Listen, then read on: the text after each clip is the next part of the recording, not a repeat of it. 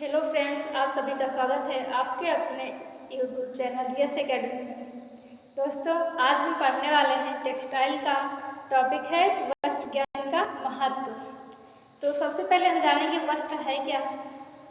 वस्त्र वह है जो हमें रेशे से लेकर वस्त्र पहनने योग्य वस्त्र निर्माण के लिए या पहनने योग्य कपड़ा तक का निर्माण करने के लिए सिखाता है और उनका संचयन करना सिखाता है। वही हमारा वस्त्र विज्ञान होता है।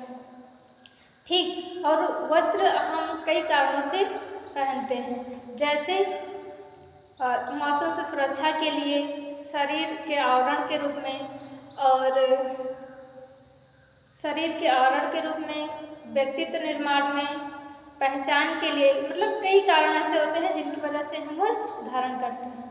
तो आइए देखते हैं इसमें क्या है। वह विज्ञान जो हमें वस्त्र निर्माण के लिए प्रयुक्त लघुत्तम इकाई रेशे से परिधान एवं अनुपयोग हेतु वस्त्र निर्माण करने तथा इनका संरक्षण एवं संचयन करना सिखाता है, वस्त्र विज्ञान कहलाता है। जैसा कि अभी हमने इसके पहले भी बता दिया है, वही यहाँ पे लिखा भी गया है। और इसके बाद आता है पहनने, ओढ़ने, बिछाने, घरेलू कार्यों का उपयोग, व्यक्तित्व के समग्र विकास आदि के अतिरिक्त अन्य कई कारण हैं जिनके लिए हम वस्त्र धारण करते हैं। वस्त्र के निम्नलिखित महत्व हैं, जैसे पहले बताया है मैंने, शरीर आवरण के लिए, यहाँ भी लिखा गया है वही शरीर आवरण के लिए, यानी कि पहनने के लिए, मौसम से सुरक्षा, व्यक्तित्व निर्माण में, गृह सज्जा एवं सजावट के लिए और पहचान के लिए। तो जैसे यहाँ लिखा हुआ है शरीर आवरण के लिए, तो अगर देखा जाए तो आदि मानव जो होते थे उनको इतना ज्ञान नहीं था कि हमें वस्त्र पहनना, वस्त्र कैसे बनता है और वस्त्र पहनना चाहिए। तो वो क्या करते थे, पेड़ों की छाल पत्तियों को पहनते थे और जानवरों की खालों को पहनते थे। उन्हें ये मतलब नहीं ज्ञान था कि लाज क्या होता है, श्रम क्या होता है। उन्हें केवल सुरक्षा के लिए, जैसे बरसात से, गर्मी से कुछ सुरक्षा के लिए शरीर को ढकते थे। लेकिन जैसे जैसे मानव का सभ्यता का विकास होता गया, वैसे वैसे मानव में बुद्धि का विकास भी होता गया। आज देखा जाए तो मानव को लाज श्रम का एहसास होने लगा और वो वस्त्र, कई प्रकार के वस्त्र का निर्माण भी किए और तरह तरह के वस्त्र पहनने लगे। ये नहीं कि केवल शारीरिक सुरक्षा के लिए ही वस्त्र पहनते हैं।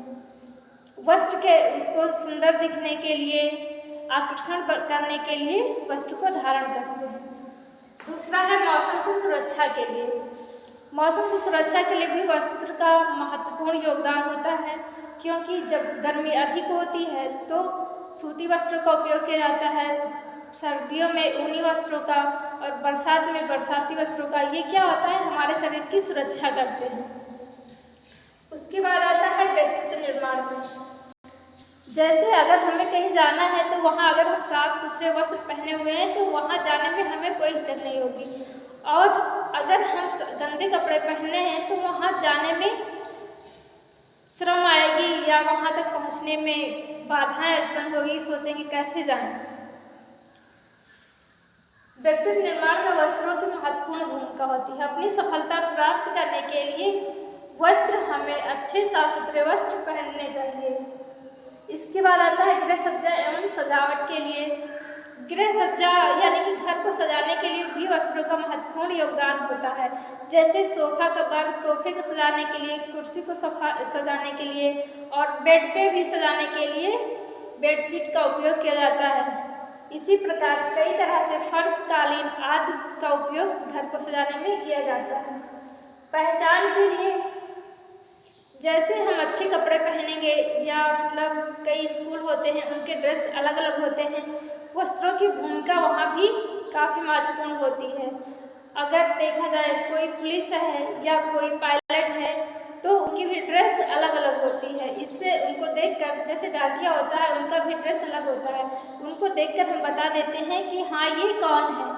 पुलिस को देखते ही हम समझ जाते हैं कि ये पुलिस है।